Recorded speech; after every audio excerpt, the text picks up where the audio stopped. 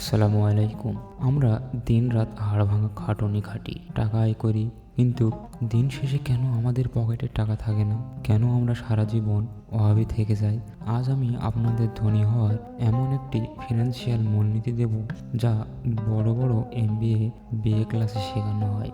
আমি আমার সামান্য জ্ঞান থেকে তা আপনাদের মাঝে শেয়ার করব। মনে রাখবেন, মানুষের চলাফেরাই নির্ধারণ করে সে ধনী হবে নাকি গরিব। যার চলাফেরা ধনীর মূলনীতির মধ্যে সে ধনী হবে, আর যার চলাফেরা গরিবের মতো সে আজীবন গরিব থেকে যাবে। গরিব ও ধনীর পার্থক্যর মূলনীতিটা কি? ধরুন, একজন গরিব মানুষ আজ 1 লাখ টাকা পেল। সে সাথে সাথে চিন্তা করবে এই টাকা দিয়ে কি কেনা যায়। সে হয়তো 20,000 টাকা দিয়ে একটা এসি কিনবে, 20,000 টাকা দিয়ে একটা ফ্রিজ কিনবে, আর বাকি টাকা দিয়ে একটা দামি স্মার্টফোন বা মোটরসাইকেল কিনবে। সে এমন জায়গায় টাকা খরচ করলো যেখান থেকে তার আরও খরচের রাস্তা তৈরি হলো। এসির জন্য কারেন্ট বিল আসবে, ফ্রিজের জন্য বিল আসবে, মোটরসাইকেলের জন্য তেল লাগবে, আর মোবাইলের জন্য ইন্টারনেট বিল। এই মানুষটি জীবনেও ধনী হতে পারবে না। অন্যদিকে একজন ধনী মানুষ যখন 1 লাখ টাকা পায়, সে চিন্তা করে কিভাবে এই 1 লাখকে আরও 5 লাখ করা যায়। সে হয়তো ওই টাকা দিয়েই একটি গরু কিনলো বা ব্যবসায় বিনিয়োগ করলো। 3 মাস পর সেই গরু বিক্রি করে সে লাভ বের করে আনলো। সে কিন্তু একদিন না একদিন ধনী হবেই। মনে রাখবেন, মূলধন খরচ করে কখনো বিলাসিতা করতে হয় না। আগে ইনভেস্ট করুন, যেখানে থেকে যখন লাভ আসবে সেই লাভের টাকা জমিয়ে 5 বছর পর একটা ফ্রিজ বা এসি কিনুন, তাতে সমস্যা নেই। কিন্তু মূল টাকার সবসময় ইনভেস্ট হতেই হবে। পরকালীন ধনী হওয়ার উপায়। এখন প্রশ্ন হলো, আমরা কি শুধু দুনিয়ার জন্যই টাকা জমাবো? না, টাকা যখন আসবে তখন সবার আগে খরচ করতে হবে গরিব, মিসকিন, অসহায় এবং মসজিদ মাদ্রাসার জন্য। কারণ ইবাদত দিয়ে জান্নাতের গ্যারান্টি দেওয়া খুব কঠিন। আমাদের কার সালাতে দুনিয়ার চিন্তা আসে না? কে বলতে পারবে আমি জীবনে একটাও গুনাহ করিনি? তাই জান্নাতে যাওয়া নির্ভর করে আল্লাহর দয়ার উপর।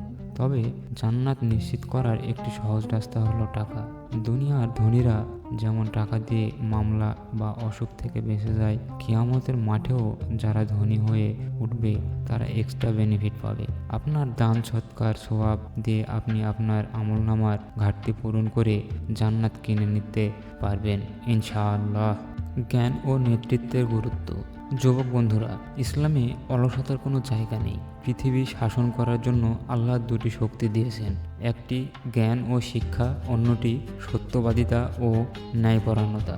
আজ উহুদি খ্রিস্টানরা যদি জ্ঞান অর্জন করে নেতা হয়, আর আমাদের মুসলমান সন্তানরা যদি ফ্রি ফায়ার, পাবজি আর অনলাইন জুয়ায় সময় নষ্ট করে, তবে আল্লাহ কি আমাদের নেতা বানাবেন? কখনো না। যে জ্ঞান অর্জন করবে সেই নেতা হবে, আর যে সময় নষ্ট করবে সে প্রজন্মের পর প্রজন্ম গোলাম হয়ে থাকবে। আল্লাহর সাহায্যর টেকনোলজি। সালাত আল্লাহর সাহায্য পাওয়ার একটি বিশেষ টেকনোলজি বা প্রযুক্তি আছে। যেমন আধুনিক অফিসের দরজা পাসওয়ার্ড বা ফিঙ্গারপ্রিন্টে খোলে, তেমনি আসমানি সাহায্যের দরজা খোলে সালাতের মাধ্যমে। সালাত হলো রবের সাথে কানেক্টেড হওয়ার সর্বোচ্চ প্রযুক্তি। আপনি যখন সালাতে দাঁড়ান এবং সিজদার জায়গায় চোখ রাখেন, আল্লাহ সুবহানাহু ওয়া তাআলা আপনার মুখোমুখি হয়ে যান। সালাতবিহীন মানুষের আল্লাহর খাতায় কোনো নাম নেই। তাই সালাত ছাড়া বাকি আমল দিয়ে কোনো লাভ হবে না। জিকির, মহাজাগতিক সাউন্ড টেকনোলজি। আরেকটি প্রযুক্তি হলো জিকির। এটি একটি সাউন্ড টেকনোলজি। মহাবিশ্বের পাহাড় পর্বত গাছপালা সবাই জিকির করে। এই জিকির দিয়েই হজরত সুলাইমান আলাইহিসসালাম পশু পাখির ভাষা বুঝতেন।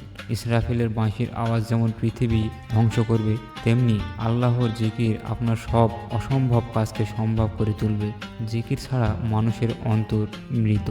তাই আসুন সময় নষ্ট না করে পরিশ্রম করি, জ্ঞান অর্জন করি এবং সালাত ও জিকিরের মাধ্যমে আল্লাহর সাথে সম্পর্ক ঠিক রাখি। তবেই আমরা দুনিয়া ও আখিরাতে সফল হতে পারবো। ভিডিওটি ভালো লাগলে শেয়ার করে অন্যদের জানার সুযোগ করে দিন। পরবর্তী ভিডিও পেতে রোহানি কলম এর সাথেই থাকুন।